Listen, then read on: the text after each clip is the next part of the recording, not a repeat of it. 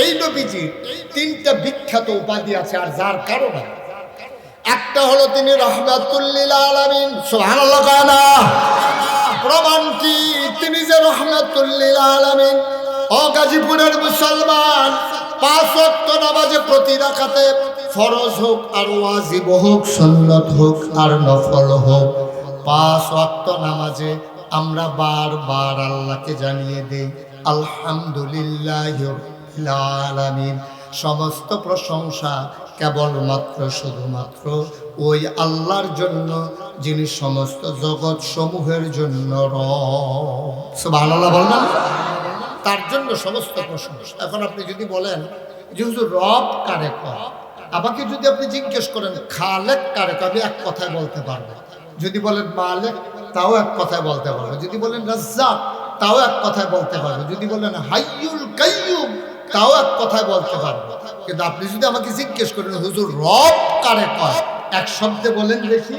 আমি অনেক গবেষণা করেছি, আমি অনেকগুলো লুগাত খুঁজে খুঁজে দেখেছি, ওলামায়ে কেরামের সাথে কথা বলেছি। রব এমন একটা শব্দ যেটা এক কথায় বোঝানো যাবে না। অন্তত রব কারে কয় বুঝাইতে হলে 5টা লাইন। কয় লাগে? আরে ঘুমাই গেছেন সব, তো কারই জিগাইতে আসছে। কয়টা লাইন? আরে জোরে কথা কোন, কয় লাইন? উনি মাথা লারে কয় সবার যেই মত আমারও হেই মত। কয় লাইন? 5টা লাইন ছাড়া রব কারে। বাবা আপনাকে বসে যেতে হবে, আপনি ফিক্স করে দিয়ে বসেন আর একবার উঠবেন না। রব 5টা লাইন দিয়ে রব বুঝানো লাগে, আর আগে রব বুঝানো যাবে না। আমি একটা একটা করে লাইন বলি, আপনি খেয়াল করেন। বান্দার যা দরকার, বান্দাকে, আহা বান্দাকে আমাদের যা দরকার, বান্দার যা দরকার বান্দা নিজেও জানে না কি দরকার। দরকারি জিনিসটা দরকারের সময় পরিমাণ মতো চাওয়ার আগে। আপনি কি বুঝতে পারছেন? কিচ্ছুই বুঝতে পারেন না। বুঝুন, বুঝছেন এই কথা?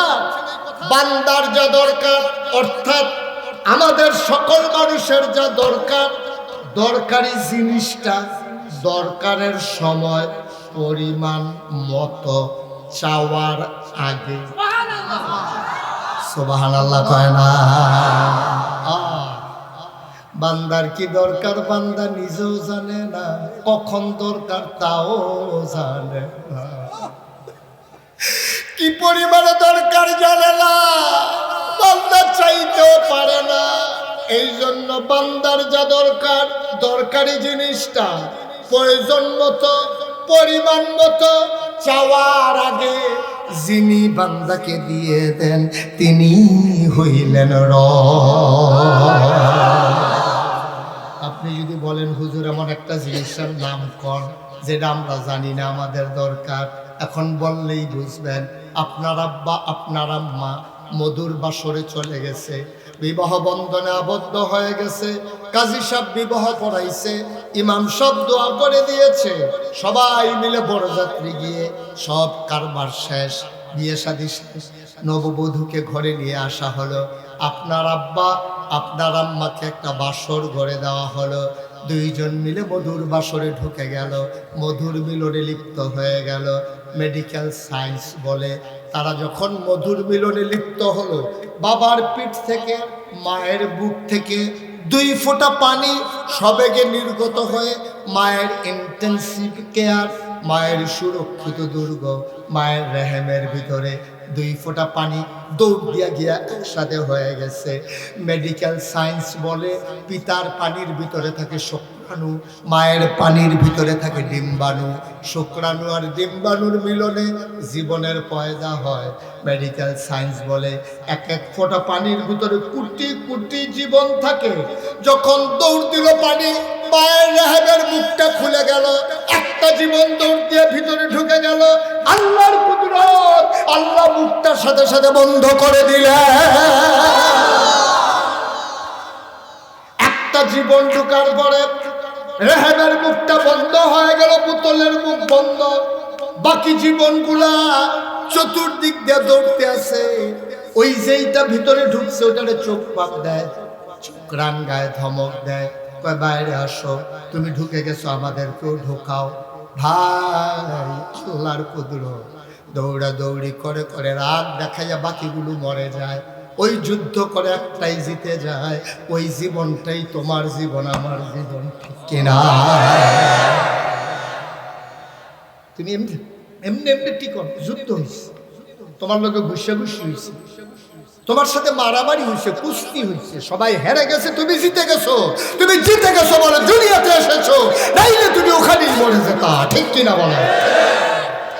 তুমি জিতে গেছো। এখন 2 ফোঁটা পানি, কোরআন বলছে এই 2 ফোঁটা পানি 1 ফোঁটা রক্ত হয়, 1 ফোঁটা রক্ত 1 টুকরা গুস্ত হয়ে যায়। এই গুস্ত আস্তে আস্তে প্রলম্বিত হয়, বড় হয়। এটার ভিতরে নাক হয়, মুখ হয়, চোখ হয়, কান হয়, হাত হয়, পা হয়, এবং আল্লাহ ফুক দিয়ে ভিতরে ঢুকিয়ে দিলেন। সুবহানাল্লাহ বলবেন। বান্দা এখন রূহ পেয়েছে, বান্দা এখন জীবন পেয়েছে। মা রাতের বেলা ঘুমিয়ে পড়েছে, হঠাৎ করে বাবা হাত দিয়া দেখে মা নাই। গেল কই, গেল কই? পেটের ভিতরে সন্তান এখন বড় হইতেছে, মাথা দিয়া ঢুস মারে, হাঁটু দিয়া গুতা মারে, মায়ের কলিজায় লাগে, মার ঘুম ভেঙে যায়।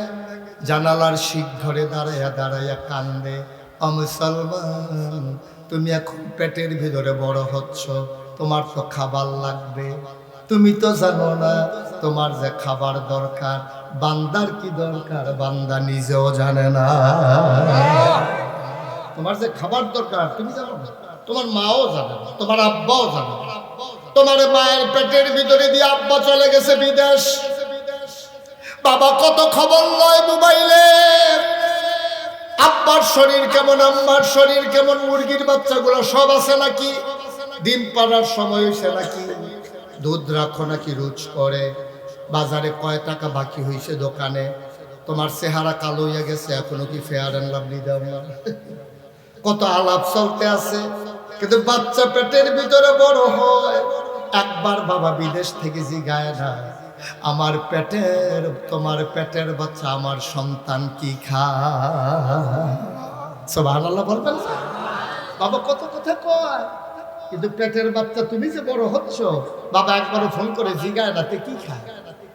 মায়েরও খবর নাই, মা পেটের বাচ্চা নিয়ে চলে গেছে গার্মেন্টসে, বাবা চলে গেছে বিদেশে, সবাই রান্না করে বোঝার বোঝার খায়, পেটের ভিতরে বাচ্চা কি খাবে কারো খবর নাই, আল্লাহ কদর কারো নাই। তোমার পেটের বাচ্চা কি খাবে তোমার চিন্তারও দরকার নাই, কারণ বান্দা আমার, চিন্তাও আমার। বান্দা কার? কথা কন কার? আল্লাহ কই চিন্তা। তুমি চিন্তা করে পারবা না তো, মায়ের পেটের ভিতরে তুমি খাওয়াবা কি? কত মেশিন আবিষ্কার হয়েছে, কিন্তু মায়ের পেটের ভিতরে বাচ্চাকে খাওয়াবে এই মেশিন এখন আবিষ্কার কি? আল্লাহ কেমন আল্লাহ? বান্দার কি দরকার বান্দা জানে না, বান্দার খাবারের দরকার চাওয়ার আগে পরিমাণ মতো যিনি ওই জায়গায় দিয়ে দেন তিনি।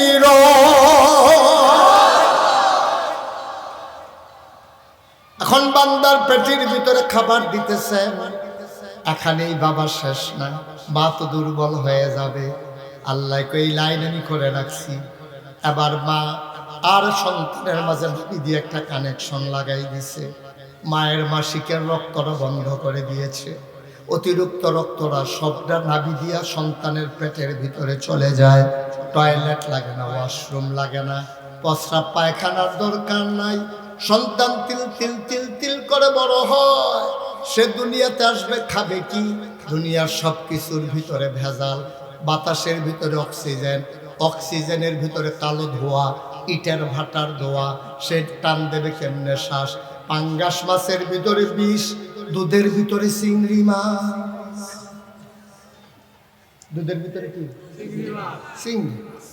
এখন দুধ যখন চুলায় বসাইছে, চিংড়ি মাছ লাফ দিয়ে উঠছে, মহিলা তো ভয় পেয়ে গেছে, কিরে দুধের ভিতরে চিংড়ি মাছ কিনলে, তো লোকের নিয়ে দেখাইছে, দেখছেন আপনি কোথা থেকে দুধ আনছেন, দুধের ভিতরে তো চিংড়ি মাছ পাওয়া গেছে।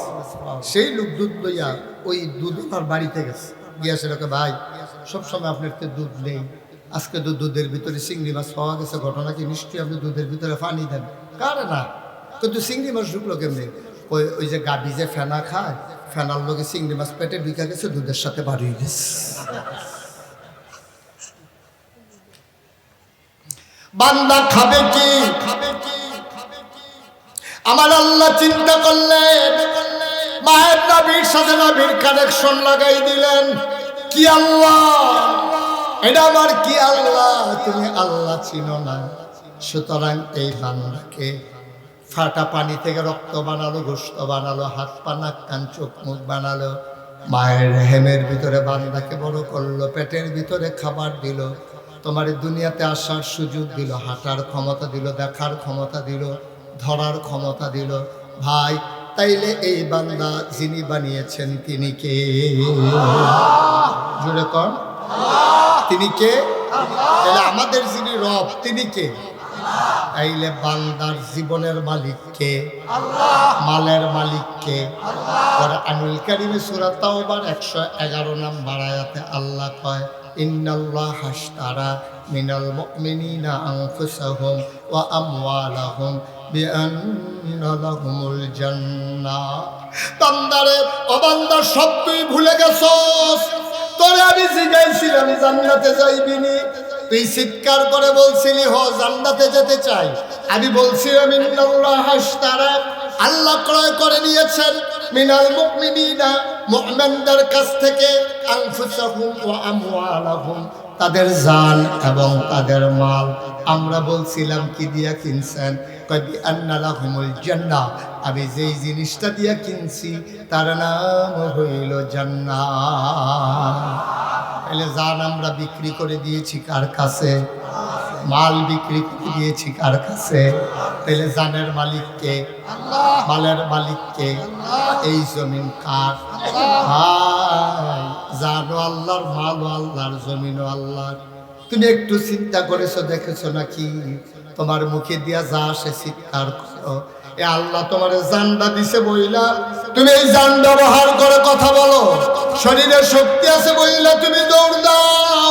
সুতরাং এই জান আল্লাহর মাল, আল্লাহর। তোমার এই জানের মাল ব্যবহার হবে কেবল আল্লাহর জন্য, ঠিক কিনা? এই জান ব্যবহার করে কারণ আমি স্লোগান দেওয়া যাবে না। স্লোগান হবে একমাত্র নারায়ে তাকবীর, আর বাইরে কোনো স্লোগান নাই। উমুক ভাইয়ের চরিত্র, ওই যে কি কি এইসব চলবে না। কেবলমাত্র স্লোগান হবে আল্লাহ, কারণ জান আল্লাহর, মাল আল্লাহর, তুমি আল্লাহর, জমিন আল্লাহর।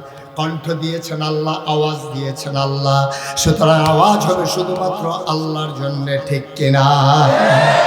কোনো মানুষের জন্য স্লোগান হতে পারে না, কোনো মানব কোনো মতবাদের জন্য স্লোগান হতে পারে না। যেহেতু তুমি আল্লাহর, আমি আল্লাহর, আমরা সবাই আল্লাহ, আর যেতে চাই জান্নাতে। সুতরাং আমরা যারা ইমানদার জান্নাতের আশা করি, মনে রাখা লাগবে ইমান যেহেতু একমাত্র আল্লাহর জন্য এনেছো, ইমান আনার কারণে টিটকারি হবে, মস্কারা হবে। সুতরাং মনে রাখবো, নবী যেমন অটল পাহাড়ের মতো দাঁড়িয়েছিলেন, গাজীপুরের মানুষ মনে রাখা লাগবে মামলা হবে, হাল্লা হবে, জুলুম নির্যাতন হবে, প্রয়োজনে জীবন দেওয়া যাবে, ইমান দেওয়া যাবে না। রাজি আছো কিনা? হাত তুলে দেখা।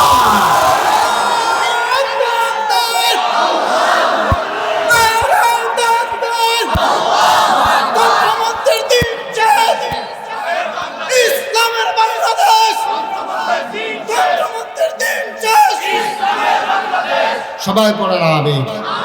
সুতরাং আমরা কার? এই জমিন চলবে কার? আল্লাহর ইচ্ছা। সেই জমিনকে মানুষের বঙ্গর মতো চলতে দেওয়া হবে না, ঠিক কিনা বলো? এটাই হচ্ছে সিদ্ধান্ত, এটাই ফায়সালা। যদি জান্নাতে যেতে চাও, যদি জান্নাতে যেতে চাও, এর বাইরে কোনো কথা নাই, এর বাইরে কোনো সিদ্ধান্ত নাই। টিটকারি হবে, মস্কারা হবে, তাতে কি আসে যায়? আমার নবীর মানুষ টিটকারি কম মারছে নাকি? আমার নবীর পাগল বলছে, জিনে ধরছে বলছে, জাদুঘর বলছে। আমার নবী কোনোদিন সরে যান নাই। আমার নবীর জন্ম, খুব খেয়াল করো, আমার নবীর জন্ম মক্কায়, শৈশব মক্কায়, কৈশোর মক্কায়, তারণ্য মক্কায়, যৌবন মক্কায়, বিয়ে করলেন মক্কায়, নবীর শ্বশুর বাড়ি মক্কায়, নিজের বাড়ি মক্কায়, মেয়ে বিয়ে দিলেন মক্কায়, ব্যবসা করলেন মক্কায়, বংশধর মক্কায়, বাড়ি ঘর মক্কায়। আমার নবী থাকতে পারলেন না মক্কায়। তো তুমি আমি কোন লাটসা বলছি? তুমি আমি কে? আমরা সবার সাথে ভালো, সবার সাথে ভালো, এত ভালো ভালো না, ঠিক কিনা? তোমার যদি সুদখুরেও ভালো হয় তাহলে বুঝতে হবে তুমি সিটারের হেডকোয়ার্টার। তোমার মদখুরেও ভালো হয়, সুদখুরেও ভালো হয়, বেনামাজিও তোমার পছন্দ করে। তুমি হইলে আলু মার্কা মুসলমান, সুটকি তো লাগো, গুস্ত তো লাগো। তোমার ইমান নাই, এটা ইমানের পরিচয় না বা ইমানের পরিচয় না। তুমি যখন ইসলামের পথে অটল দাঁড়িয়ে যাবা, সুদখুর তোমাকে পছন্দ করবে না, বেনামাজি তোমারে পছন্দ করবে না, ঘুষখুর তোমারে পছন্দ করবে না। যারা মানব রচিত মতবাদ জমিনে কায়েম করতে চায়, যারা এতদিন তোমারে দাওয়াত দিয়া খাওয়াইছে, তুমি স্পষ্ট কথাটা বলার পরে তোমার দিকে ফিরেও তাকাবে না, ঠিক কিনা? আমি বলি তাকানোর দরকারও তো নাই। দুনিয়ার সবাই মিলে মনে করো তোমার হয়ে গেল, কি লাভ হবে তোমার? দুনিয়ার সবাই মিলে তোমারে যদি দেয় ফুলের মালা, কবরে যাওয়ার পরে যদি গিয়া দেখো জুতার মালা, তাইলে এই ফুলের মালার কোনো দাম নাই। দুনিয়ায় সবাই মিলে যদি দেয় জুতার মালা, কবরে যাওয়ার পরে যদি দেখো হুর গেলমানেরা দাঁড়িয়ে আছে ফুলের মালা নিয়ে, তোমারে ডাইকা ডাইকা কয় আহলান সাহলান মারহাবা, মোস্ট ওয়েলকাম, আমাদের ভুবনে আপনাকে স্বাগত। কপাল খুলে যাবে তোমার। ওই জুতার ফিটার কথা মনেও থাকবে না, ওই যে দৌড়ান দিছিল রাস্তায় ফালাইয়া, তোমার মনেও থাকবে না। তোমার স্যান্ডেল যে হারাই ফেলছিল মনেও থাকবে না। তোমার টুপি যে কেড়ে নিয়েছিল তোমার মনেও থাকবে না। তোমার নামে যে মামলা হয়েছিল তোমার মনেও থাকবে না। ইমানদার, এটাই হচ্ছে ইমান, ঠিক কিনা বলো? কয়দিন জিন্দিগি না, বাঁচবেন কয় বছর? 60, 70, নাইলে 80, নাইলে 90। আপনি কই যান? এখন তো এখন তো দম লাগে, এখন লোক নেই। আমিন কর, জোরে কর। কষ্ট হইতেছে আপনাদের? আমি প্রথমে মনে করছিলাম বেশিক্ষণ ওয়াজ করব, এখন সিদ্ধান্ত বদলাইছি, দেরি, সাংঘাতিক দেরি। এমন আছে ফজরের আজানও দিতে হবে, হুজুরের নাইয়া বেড়াইয়া সিফা দিয়া লাইছে। আচ্ছা ঘুমান ঘুমা লাগুন না যাচ্ছে, বাইক ফোন দিয়া তো যাতে নাইতে দেরি হইব। আমিন কয় না রে ভাই? সকল নবী এবং রাসূল মিলে যায়, কথা মনে আছে নাকি? আমার নবীজি একা ইতা, কি বোঝানো, কি